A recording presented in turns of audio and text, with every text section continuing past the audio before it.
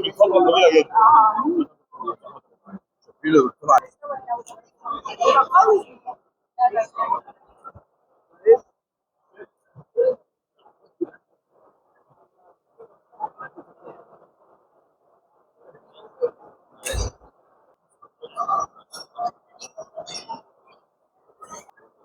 مستشار هشام ابراهيم، محامي بالنقد، منور الدنيا.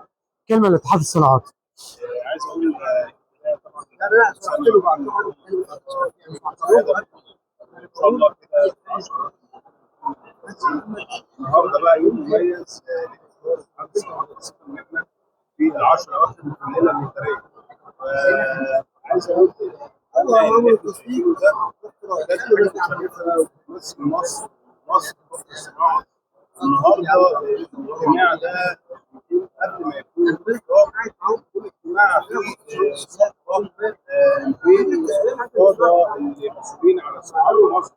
وطبعا في عهد فخامه الرئيس عبد الفتاح السيسي اهتمام عالي بالصناعه، واحنا النهارده كل شعب مصر كل الامه العربيه كل سنه وانتم طيبين. وان شاء الله مصر دايما محفوظه بحمد الله والوطن العربي ان شاء الله بكامل كل سنه طيب.